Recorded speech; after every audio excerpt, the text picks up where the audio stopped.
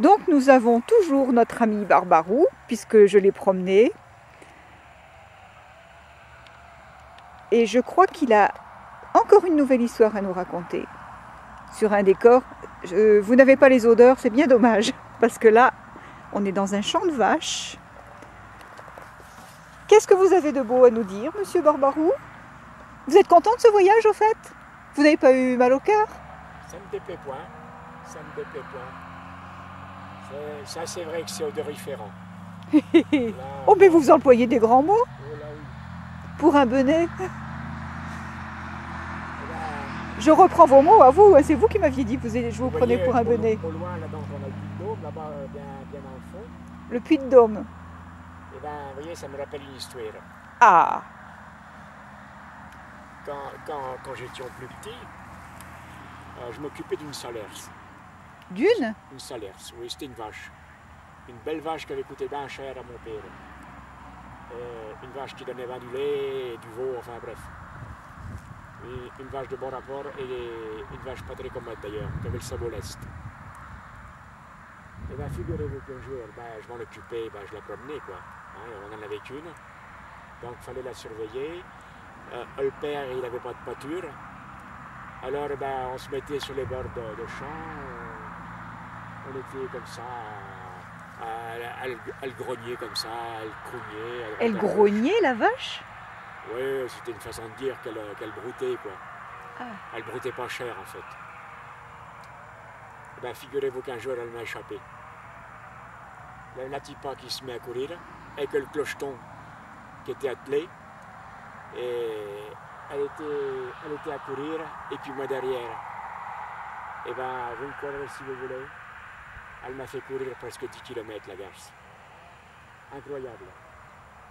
Et puis si je l'avais pas ramené au père le soir, il me tuait le père parce que ça avait des sous.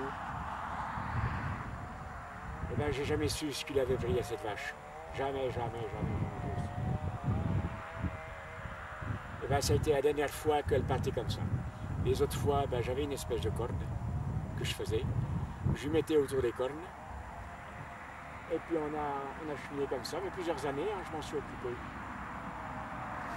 Vous voyez, quand je vois une vache, là, il y en a derrière vous, là, vous voyez peut-être un petit peu. Regardez avec votre machine. Elle court un petit peu, regardez, elle suit la voiture. Vous voyez?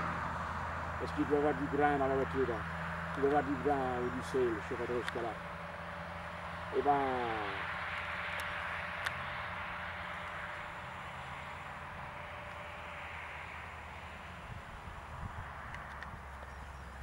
vous voyez, vous l'avez bien filmé. Alors revenons à nos moutons. Voilà, c'était une salerce, je vous rappelle. Et la salerce, elle a fait comme ça, elle était partie.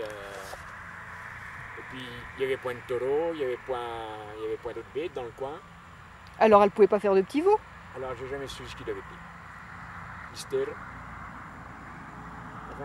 Je me rappelle bien, c'est pas une histoire qui est bien marrante. Je suis pas sûr que ça va vous faire rire. Mais moi, petit, je me rappelle bien.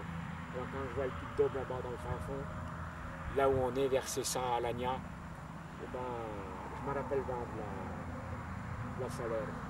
Surtout qu'elle avait un gros clocheton autour du cou. Hein. Un quoi? Une grosse cloche. Ah. Moi j'appelais ça un clocheton à l'époque. Une grosse cloche, et puis, et v'là-t-il que je te tintinabule, et v'là-t-il que je te tintinabule. Mais parti ben droit devant et en avant, quoi. Sonne la cloche, toi mon gars court derrière. Et vous étiez chaussé comment? Ah là j'étais pieds nus, heureusement. Là, vous n'aviez pas de sabots cette fois? Non, c'était les riches qui avaient des sabots, mais bon. Moi j'étais pieds nus, et puis vous savez, dans le champ comme ça, c'est pas bien grave.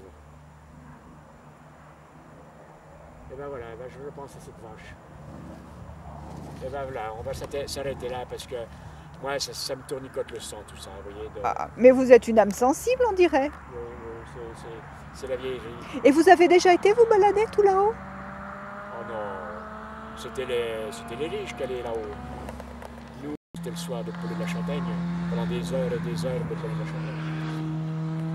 Même nos pauvres champignons qu'on ramassait, c'était même pas pour nous, c'était pour remonter un peu. J'étais un pauvre, moi, madame. Maintenant, vous avez l'air de croire quoi, je sais pas, mais j'étais un pauvre. c'est pas compliqué, on n'avait rien. On n'était pas malheureux, remarquez. On n'avait rien, mais on ne savait pas qu'on n'avait rien. Donc on n'était pas malheureux. C'est une forme de sagesse alors. Oui, voilà. Mais j'ai l'impression que vous êtes un grand philosophe, hein, mine de rien. C'est la vie qui me fait philosopher. Bon, ben voilà, après tout, c'est quand même pas si mauvais souvenir que ça. Oui. Allez, merci. Fermez-moi la boutique de votre machine, là, et puis ça va bien comme ça. Allez. Merci, allez. Monsieur Barbarou. Allez. Oh, on dirait que vous grognez là aujourd'hui. Vous êtes de mauvais poils. Allez.